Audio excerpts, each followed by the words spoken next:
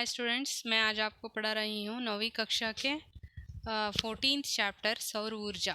सौर ऊर्जा मतलब ಸೋಲಾರ್ ಎನರ್ಜಿ ಅಂದರೆ ಸೌರಶಕ್ತಿ ಅಂತ ಕನ್ನಡದಲ್ಲಿ.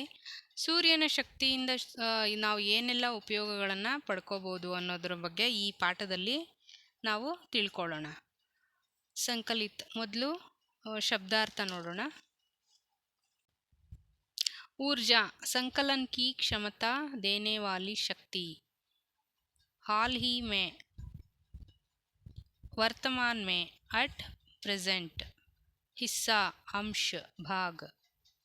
ताप गर्मी उष्णता हीट. स्रोत किसी वस्तु या तत्व का उत्पत्ति स्थान. तकनीक प्रविधि किसी विशेष कला का ज्ञान. नवीकरणीय अवधि समाप्त होने वाला पुनः उपयोग में आया जाने वाला. ರಿನ್ಯೂವಬಲ್ ಅಂದರೆ ಮತ್ತೆ ಉಪಯೋಗಿಸ್ಕೊಳ್ಳೋಕ್ಕೆ ಒಂದು ಅವಕಾಶ ಇರುವಂಥದ್ದು. ईंधन वाहनों आदि में उपयुक्त डीजल पेट्रोल आदि पदार्थ फ्यूयल. सिंचाई किसी जल स्रोत से खेत में जल पहुंचाना. हल्का कम वजन वाला, भार में कम.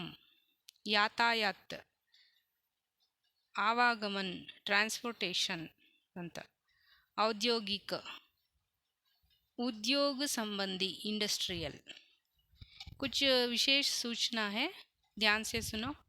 कोचीन हवाई अड्डे में 100% सौर ऊर्जा का उपयोग किया जा रहा है.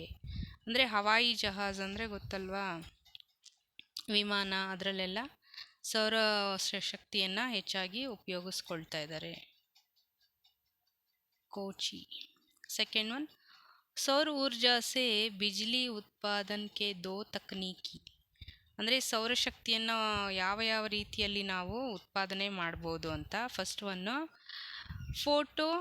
ಫೋಟೋವೋಲ್ಟಾಯಿಕ್, ಸೆಕೆಂಡ್ ಒನ್ ಕಾನ್ಸಂಟ್ರೇಟಿಂಗ್. ಈ ಎರಡು ಪ್ರಮುಖ ವಿಧಗಳ ಮುಖಾಂತರ ನಾವು ಸೌರಶಕ್ತಿಯನ್ನು ಉತ್ಪಾದನೆ ಮಾಡ್ಬೋದು. ಈಗ ನೋಡೋಣ. आज के युग में नवीकरणीय योग्य ऊर्जा की ಅತ್ಯಧಿಕ ಅವಶ್ಯಕತೆ है. ಅಂದರೆ ಇಂದಿನ ದಿನಗಳಲ್ಲಿ ಆಧುನೀಕರಣ ಅನ್ನೋದು ಬಹಳ ಮುಖ್ಯವಾಗಿದೆ. ಮಾಡರ್ನೈಸೇಷನ್ ಅಂತಾರಲ್ಲ ಅದು. ಮೊದಲು ಹೇಗಿತ್ತು, ಇವಾಗ ಹೇಗಿದೆ ಅನ್ನೋದ್ರ ಬಗ್ಗೆ ಇಲ್ಲಿ ಕೆಲವೊಂದು ವಿಚಾರಗಳನ್ನು ಡಿಸ್ಕಸ್ ಮಾಡಿದ್ದಾರೆ, ನೋಡೋಣ. ಸೌರ ಊರ್ಜಾ भी ನವೀಕರಣೀಯ ಯೋಗ್ಯ ಊರ್ಜಾ ಹೇ. ಸೌರಶಕ್ತಿ, ಸೌರ ಊರ್ಜಾ ಅಂದರೆ ಸೋಲಾರ್ ಎನರ್ಜಿ. ಅದರಿಂದ ನಮಗೆ ಏನೆಲ್ಲ ಉಪಯೋಗಗಳಿದೆ, ಎಷ್ಟು ಉಪಯೋಗಗಳಿದೆ ಅನ್ನೋದ್ರ ಬಗ್ಗೆನೂ ಇಲ್ಲಿ ಕೊಟ್ಟಿದ್ದಾರೆ. ಮುಖ್ಯವಾಗಿ ಪ್ರಮುಖವಾಗಿ ಇರುವಂಥ ಅಂಶ ಅದು. इस पाठ के द्वारा ऊर्जा की महत्ता के बारे में जानकारी प्राप्त किया जा सकता है. ಈ ಪಾಠದ ಮುಖಾಂತರ ಆ ಶಕ್ತಿ, ಸೌರಶಕ್ತಿಯ ನಾವು ಒಂದು ಉಪಯೋಗವನ್ನು ತಿಳ್ಕೊಳ್ಳೋಣ. हज़ारों सालों से हम सूर्य की ऊर्जा का उपयोग करते आ रहे हैं. ಅಂದರೆ ಸಾವಿರಾರು ವರ್ಷಗಳಿಂದ ಸೂರ್ಯನ ಶಕ್ತಿಯಿಂದ ನಾವು ಹಲವಾರು ಉಪಯೋಗಗಳನ್ನು ಪಡ್ಕೊಂಡಿದ್ದೀವಿ. ಅಂದರೆ ಆವಾಗ ಅದು ನ್ಯಾಚುರಲ್ ಆಗಿತ್ತು. ಸೂರ್ಯನ ಬೆಳಕು ಬೀಳುವಾಗ, ಸೂರ್ಯನ ಕಿರಣಗಳು ಬೀಳುವಾಗ ಬಟ್ಟೆ ಒಣಗಿಸ್ಕೋಬೋದು, ಏನೆಲ್ಲ ಒಣಗಿಸ್ಕೋಬೋದಲ್ವ. ನಾವು ಬೆಳೆದಿರೋ ಬೆಳೆ, ಸರಕು, ಅನಾಜ್ ಇದೆಲ್ಲನೂ ಒಣಗಿಸ್ಬೇಕಂದ್ರೆ ನಮಗೆ ಸೂರ್ಯನ ಬೆಳಕೇ ಮುಖ್ಯವಾಗಿ ಬೇಕಾಗಿದ್ದಿದ್ದು. ಆವಾಗ ಆ ರೀತಿ ಉಪಯೋಗಕ್ಕೆ ಬರ್ತಿತ್ತು.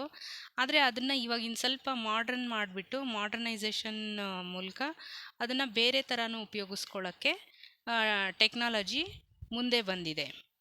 लेकिन हाँ, बिजली बनाने के लिए उनका उपयोग हाल ही में शुरू हुआ था. ಮೊದಲಿಂದಾನೂ ಸೂರ್ಯನ ಶಕ್ತಿಯಿಂದ ಬೆಳಕಿನ ಉಪಯೋಗ ನಮಗೆ ಆಗ್ತಾನೇ ಇತ್ತು. ಆದರೆ ಸೂರ್ಯ पृथ्वी से ही लगभग 15 करोड़ किलोमीटर की दूरी पर, किंतु बाप रे ही है. ಅಂದರೆ ಸೂರ್ಯನ ಸೂರ್ಯ ಭೂಮಿಗಿಂತಲೂ ಎಷ್ಟು ಕಿಲೋಮೀಟರ್ ದೂರದಲ್ಲಿದ್ದಾನೆ? 15 ಕೋಟಿ, ಕರೋಡ್ ಅಂದರೆ ಕೋಟಿ, 15 ಕೋಟಿ ಕಿಲೋಮೀಟರ್ ದೂರದಲ್ಲಿ ಇದ್ದಾನೆ. ಕಿತನಿ ಶಕ್ತಿಶಾಲಿ, ಸೂರ್ಯನಿಗೆ ಎಷ್ಟು ಶಕ್ತಿ ಇದೆ ಅಲ್ವಾ, ಅವನ ಹತ್ರ ಹೋಗೋಕ್ಕಾಗುತ್ತಾ ನಮಗೆ? ಯಾರಿಗಾದ್ರೂ ಮನುಷ್ಯರಿಗೆ ಸಾಧ್ಯ ಇಲ್ಲ, ಸುಟ್ಟು ಬೂದಿಯಾಗಿ ಹೋಗ್ಬಿಡ್ತೀವಿ. ಅಷ್ಟು ಶಕ್ತಿ, ಅಷ್ಟು ಒಂದು ಶಾಖ ಸೂರ್ಯನ ಹತ್ರ ಇದೆ. ಉಸ್ಕಿ ऊर्जा के एक हिस्से मात्र से हमारी ऊर्जा संबंधी सारी ಅವಶ್ಯಕತೆಯೇ ಪೂರ್ಣ ಹೋ ಸಕ್ತಿ ಹೇ. ಅಂದರೆ ಆ ಶಕ್ತಿಯ ಒಂದೇ ಒಂದು ಭಾಗ ಮಾತ್ರ ನಾವು ನಮಗೆ ಬೇಕಾಗಿರೋ ಅನುಕೂಲಕರ ಉಪಯೋಗಕರ ವಸ್ತುಗಳನ್ನು ತಯಾರಿಸ್ಕೊಂಡು ಉಪಯೋಗಿಸ್ಕೊಳ್ಳೋಕ್ಕೆ ಸಾಧ್ಯ ಆಗ್ತಾ ಇದೆ. ಸೌರ ಊರ್ಜಾ ಕಾ ಅರ್ಥ ಹೇ ಸೂರ್ಯ ಶಕ್ತಿ. ಸೋಲಾರ್ ಎನರ್ಜಿ ಅಂದರೆ ಸೌರ ಊರ್ಜಾ. ಸೌರ ಊರ್ಜಾ ಅಂದರೆ ಅದರ ಅರ್ಥ ಏನು? ಸೂರ್ಯನ ಶಕ್ತಿ ಅಂತ. ಇಸೆ ಅಂಗ್ರೇಜಿ ಮೇ ಸೋಲಾರ್ ಎನರ್ಜಿ कहते हैं. ಇದನ್ನು ಇಂಗ್ಲೀಷಲ್ಲಿ ಸೋಲಾರ್ ಎನರ್ಜಿ ಅಂತ ಹೇಳ್ಬೋದು. क्या खूब आजकल इसी ऊर्जा का उपयोग बिजली के उत्पादन में होता है. ಎಷ್ಟು ಚೆನ್ನಾಗಿದೆ ಅಲ್ವಾ ಈ ಒಂದು ಎನರ್ಜಿ, ಕೇಳೋಕ್ಕೂ ಚೆನ್ನಾಗಿದೆ. ಆದರೆ ಈ ಶಕ್ತಿಯಿಂದ ನಾವು ಇವತ್ತೇನು ಮಾಡಿದ್ದೀವಿ? ಬೆಳಕನ್ನು ತಯಾರಿಸುವಂಥ ಒಂದು ಟೆಕ್ನಿಕನ್ನು ಕಲ್ತ್ಕೊಂಡಿದ್ದೀವಿ. ಟೆಕ್ನಾಲಜಿ ಮುಂದುವರೆದಿದೆ.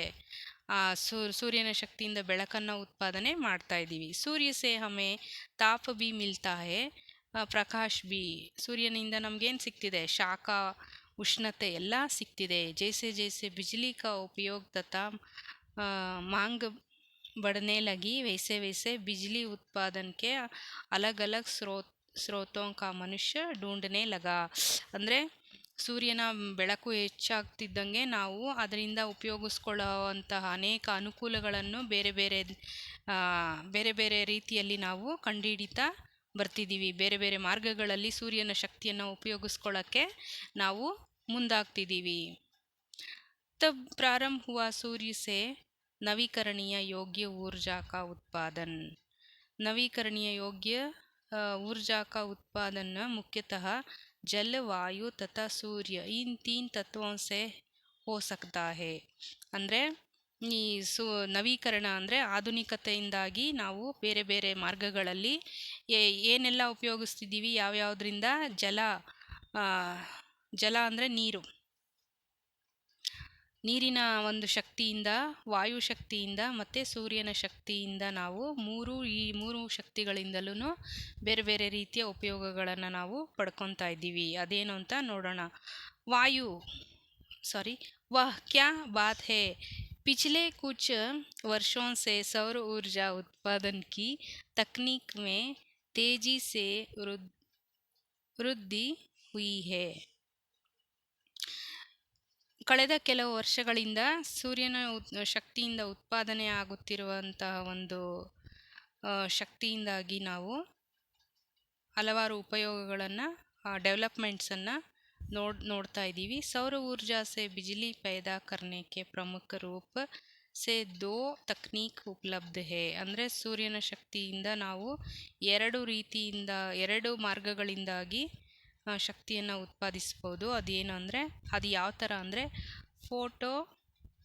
ಫೋಟೋ ವಾಲ್ಟಾಯಿಕ್ और दूसरा है ಕಾನ್ಸಂಟ್ರೇಟಿಂಗ್. ಈ ಎರಡು ರೀತಿಯ ಮಾರ್ಗಗಳಿಂದ ನಾವು ಸೂರ್ಯನ ಶಕ್ತಿಯನ್ನು ಉತ್ಪಾದನೆ ಮಾಡ್ಬೋದು. जी हाँ, इन दोनों तकनीकों में सौर ऊर्जा की सीधे बिजली में बादल जा सकता है. ಈ ಎರಡು ಟೆಕ್ನಾಲಜಿಯ ಮುಖಾಂತರ ಸೂರ್ಯನ ಶಕ್ತಿ ಬಿಜ್ಲಿ ಮೇ ಬಾದಲ್ ಜಾ ಸಕ್ತಾ ಹೇ. ಆ ಸೂರ್ಯನ ಕಿರಣಗಳಿಂದ ಮೋಡಗಳವರೆಗೂ ಅದು ಒಳಗಡೆ ಹೋಗೋಕ್ಕೆ ಸಾಧ್ಯ ಆಗಿದೆ. ಸೌರ ಊರ್ಜಾ ಕಾ ಉಪಯೋಗ ಕहाँ ಹೋತಾ ಹೇ ಆಯಿಯೇ ದೇಖೆ. ಅಂದರೆ ಸೂರ್ಯನ ಶಕ್ತಿ ಎಲ್ಲೆಲ್ಲಿ ಉಪಯೋಗಿಸ್ಕೊಳ್ತಾ ಇದ್ದೀವಿ ನೋಡೋಣ. फर्स्ट वन, सौर ऊर्जा यह विद्युत ऊर्जा के बदले में उपयुक्त होती है. ಅಂದರೆ ಇಲ್ಲಿ ವಿದ್ಯುತ್ ಅಂದರೆ ಕರೆಂಟು, ನೀರಿನಿಂದ ಉತ್ಪಾದನೆ ಮಾಡಲ್ವ ಕರೆಂಟು, ಅದ್ರ ಬದಲಾಗಿ ಸೂರ್ಯನ ಶಕ್ತಿಯನ್ನು ಉಪಯೋಗಿಸ್ಕೊಳ್ಳೋದು. ಯಹ ಊರ್ಜಾ ಸೀದೆ ಸೂರ್ಯ ಸೇ ಪ್ರಾಪ್ತ ಹೋತಿ ಹೇ. ಇದು ಡೈರೆಕ್ಟಾಗಿ ಸೂರ್ಯನ ಕಿರಣಗಳಿಂದನೇ उत्पादने आगुत्ते। क्या खूब इससे घरों में बिजली मिलती है, पानी भी ಗರ್ಮಾಯ ಜಾ ಸಕ್ತಾ ಹೇ. ಅಂದರೆ ಸೂರ್ಯನಿಂದ ಬಿಜ್ಲಿಯನ್ನು ತಯಾರಿಸೋದು ಜೊತೆಗೆ ನೀರನ್ನು ಸಹ ಸೋಲಾರ್ ಗೊತ್ತಲ್ವಾ, ನೀರನ್ನು ಕಾಯಿಸ್ಕೊಳ್ಳೋಕ್ಕೂ ಸೋಲಾರ್ ಎನರ್ಜಿಯನ್ನು ಉಪಯೋಗಿಸ್ಕೊಳ್ತೀವಿ. Second one solar cooker. ಖಾನಾ ಪಕಾನೆ ಅಂದರೆ ಸೌರ ಚುಲ್ಹಾ ಪಾಚಕ್, ಅಂದರೆ ಸೂರ್ಯನ ಶಕ್ತಿಯಿಂದ ಸೋಲಾರ್ ಎನರ್ಜಿ ಮೂಲಕ ಅಡುಗೆಯನ್ನು ಮಾಡೋ ಅಂಥದ್ದು ಎರಡನೇ ವಿಧಾನ. ಖಾನಾ ಪಕಾನೆ ಕೆ ಲಿಯೆ ಇಂಧನ್ ಕೆ ಬದಲೆ ಸೌರ ಊರ್ಜಾ ಕಾ ಉಪಯೋಗ ಹೋತಾ ಹೇ. ಈಗ ಸೌರ ಉತ್ಪಾದನೆ, ಸೂರ್ಯನ ಶಕ್ತಿಯನ್ನು ಉಪಯೋಗಿಸ್ಕೊಂಡು ಅಡುಗೆ ಮಾಡುವಂಥ ಸ್ಟವ್ ಮತ್ತು ಕುಕ್ಕರನ್ನು ಕಂಡುಹಿಡಿದ್ರೆ ಬಿಸಿಲಲ್ಲಿ ಅದನ್ನು ಇಟ್ಬಿಟ್ಟು ನಾವು ಅಡುಗೆನೂ ಸಹ ಮಾಡ್ಬೋದು. ಸೋಲಾರ್ ಕುಕ್ಕರ್ ಕೋ ಬಾಹರ್ ರಖ್ಕರ್ ಖಾನಾ ಪಕಾಯ ಜಾ ಸಕ್ತಾ ಹೇ. ಅಂದರೆ ಸೋಲಾರ್ ಕುಕ್ಕರನ್ನು ಉಪಯೋಗಿಸ್ಕೊಂಡು ಬಿಸಿಲಲ್ಲಿ ಅಡುಗೆನ ಮಾಡ್ಬೋದು. ಮೂರನೇದು ಥರ್ಡ್ ಒನ್ ಸೌರ ಲಾಲ್ಟೇನ್, ಅಂದರೆ ಲ್ಯಾಂಟಿನ್ ಅಂತಾರಲ್ಲ, ಲಾಂದ್ರ, ಅದು. यह हल्का होता है, अरे इसे जलाने के लिए मिट्टी का तेल, पेट्रोल या गैस की ज़रूरत ही नहीं पड़ती. ಅಂದರೆ ಈ ಸೋಲಾರ್ ಲ್ಯಾಂಟಿನಿಂದ ಏನಾಗುತ್ತೆ, ಬಿಸಿಲಲ್ಲಿ ಆ ಲ್ಯಾಂಟಿನ್ ತೊಗೊಂಡೋಗ್ಬಿಟ್ಟು ಬಿಸಿಲಲ್ಲಿ ಇಟ್ಬಿಟ್ಟು ಅದನ್ನು ಚಾರ್ಜ್ ಮಾಡಿದ್ರೆ ಸಾಕು. ಅದು ರಾತ್ರಿ ಹೊತ್ತು ಕರೆಂಟ್ ಹೋದಾಗ ಅಥವಾ ಕತ್ತಲಲ್ಲಿ ಅದನ್ನು ನಾವು ಉಪಯೋಗಿಸ್ಕೋಬೋದು. ಸೋಲಾರ್ ಟಾರ್ಚು, ಲ್ಯಾಂಟಿನು ಇರುತ್ತಲ್ಲ, ಲಾಂದ್ರ, ಅದುಗಳನ್ನು. ಅದಕ್ಕೆ ನಾವು ಎಣ್ಣೆ, ಪೆಟ್ರೋಲು ಅಥವಾ ಗ್ಯಾಸು ಯಾವುದೂ ಅಥವಾ ಕರೆಂಟಲ್ಲಿ ರೀಚಾರ್ಜ್ ಮಾಡ್ಕೊಳ್ಳೋ ಅಂಥ ಅವಶ್ಯಕತೆಯೂ ಇರಲ್ಲ. ಬಿಸಿಲಲ್ಲಿಟ್ಟರೆ ಸಾಕು, ಅದು ರೀಚಾರ್ಜ್ ಆಗುತ್ತೆ. ಅದನ್ನು ನಾವು ಉಪಯೋಗಿಸ್ಕೋಬೋದು ರಾತ್ರಿಯಲ್ಲಿ ಆನ್ ಮಾಡಿಕೊಂಡು. ಫೋರ್ತ್ ಒನ್ ಸೌರ ಪಥದೀಪ. ಸೌರ ಪಥದೀಪ್ ಸೆ ಹೋತಿ ಹೇ ಬಿಜ್ಲಿ ಕಿ ಬಚತ್. ಈಗ ಪಥದೀಪ್ ಅಂದರೆ ಸ್ಟ್ರೀಟ್ ಲೈಟ್ಸ್ನು ನಾವು ಸೌರಶಕ್ತಿಯಿಂದ ಸಹ ಅಂಟಿಸ್ಬೋದು. ಅಲ್ಲೇನು ಕರೆಂಟ್ ನಮಗೆ ಅವಶ್ಯಕತೆ ಇರಲ್ಲ, ಕರೆಂಟಲ್ಲಿ ಉಳಿತಾಯ ಆಗುತ್ತೆ. ಜहाँ ವಿದ್ಯುತ್ ಲೈನ್ ನಹೀ ಲಗಾ ಸಕ್ತೆ ಐಸೆ ಪ್ರದೇಶೋ ಮೇ ಯಹ ಅಧಿಕ ಉಪಯೋಗಿ ಹೇ. ಅಂದರೆ ಈ ಕರೆಂಟ್ ಇಲ್ಲದೆ ಇರೋವಂಥ ಪ್ರದೇಶಗಳಲ್ಲಿ, ನಾವು ಕರೆಂಟ್ ಕನೆಕ್ಷನ್ನು ಇನ್ನೂ ಕೊಡದೇ ಇರೋವಂಥ ಪ್ರದೇಶಗಳಲ್ಲಿ ನಾವು ಈ ಸೌರಶಕ್ತಿಯಿಂದ ಉತ್ಪಾದನೆ ಮಾಡಿರುವಂಥ ಲೈಟ್ಸನ್ನು ಹಾಕಿಟ್ರೆ ಅದು ರಾತ್ರಿ ಹೊತ್ತಲ್ಲಿ ಆಟೋಮೆಟಿಕ್ಕಾಗಿ ಉರಿಯುತ್ತೆ. ಬೆಳಗ್ಗೆ ಹೊತ್ತು ಸೂರ್ಯನ ಶಾಖದಿಂದ ಅದು ಚಾರ್ಜ್ ಆಗಿರುತ್ತೆ, ರಾತ್ರಿ ಹೊತ್ತಲ್ಲಿ ಬೆಳಕನ್ನು ಪಡ್ಕೋಬೋದು ನಾವು. इसी प्रकार कृषि क्षेत्र में सिंचाई में जल निकालने के लिए सौर पंप का उपयोग किया जाता है. ಅಂದರೆ ಕೃಷಿ ಕ್ಷೇತ್ರದಲ್ಲಿ, ಅಗ್ರಿಕಲ್ಚರಲ್ ಫೀಲ್ಡಲ್ಲಿ ನಾವೇನು ಮಾಡ್ಬೋದು, ಸೌರಶಕ್ತಿಯಿಂದ ತಯಾರಿಸಿದಂಥ ಪಂಪ್ಗಳನ್ನು ನಾವು ಉಪಯೋಗಿಸ್ಕೊಂಡು ಅಲ್ಲಿ ನಾವು ಕೆಲವೊಂದು ಉಪಯೋಗ ಮಾಡ್ಕೋಬೋದು. यातायात के क्षेत्र में सौर ऊर्जा के कारण ईंधन की बचत हो रही है. ಅಂದರೆ ಯಾತಾಯಾತ ಅಂದರೆ ಟ್ರಾನ್ಸ್ಪೋರ್ಟೇಷನ್ ಅಂತ ಬಂದಾಗಲೂ ಸಹ ಸೌರಶಕ್ತಿಯಿಂದ ಕೆಲವು ಟೆಕ್ನಾಲಜೀಸು ಏನೇನೋ ಕಂಡುಹಿಡಿದಿಟ್ಟಿರುತ್ತೆ. ಅದನ್ನು ಉಪಯೋಗಿಸ್ಕೊಂಡಾಗ ಇಂಧನ ಅಂದರೆ ಪೆಟ್ರೋಲು ಅದೆಲ್ಲನೂ ಉಳಿತಾಯ ಆಗುತ್ತೆ. ಔದ್ಯೋಗಿಕ ಕ್ಷೇತ್ರ ಮೇ ಬಿ यह अधिक से अधिक लाभदायक सिद्ध हुआ है. ಇಂಡಸ್ಟ್ರಿಯಲ್, ಔದ್ಯೋಗಿಕ ಅಂದರೆ ಇಂಡಸ್ಟ್ರಿಯಲ್ ಫೀಲ್ಡಲ್ಲೂ ಅಷ್ಟೇ ಸೌರಶಕ್ತಿಯನ್ನು ನಾವು ಹೆಚ್ಚಾಗಿ ಬಳಸ್ಕೊಂಡು ಇಂಧನವನ್ನು ಉಳಿಸ್ಬೋದು, ಕರೆಂಟನ್ನು ಸಹ ನಾವು ಉಳಿಸ್ಬೋದು. ಸೌರ ಊರ್ಜಾ ದ್ವಾರ ಪರ್ಯಾವರಣ ಪ್ರದೂಷಣ ಕೋ ರೋಕ್ ಜಾ ಸಕ್ತಾ ಹೇ. ಅಂದರೆ ಈ ಸೂರ್ಯನ ಎನರ್ಜಿಯಿಂದಾಗಿ ನಾವೇನನ್ನ ಪರಿಸರ ಸಂರಕ್ಷಣೆಯನ್ನು ಮಾಡ್ಬೋದು. ಪರಿಸರ ಮಾಲಿನ್ಯ, ಜಲಮಾಲಿನ್ಯ, ವಾಯುಮಾಲಿನ್ಯ ಅಂತ ಬಂದಾಗ ಅದೆಲ್ಲನೂ ನಾವು ಅವಾಯ್ಡ್ ಮಾಡ್ಬೋದು ಸೌರಶಕ್ತಿಯನ್ನು ಉಪಯೋಗಿಸ್ಕೊಂಡು. ಯಹ ಬಿಜ್ಲಿ ಸೆ ಜ್ಯಾದಾ ಸುರಕ್ಷಿತ್ ಹೇ. ಇದು ಕರೆಂಟ್ಗಿಂತನೂ ಹೆಚ್ಚು ಸುರಕ್ಷಿತವಾಗಿದೆ.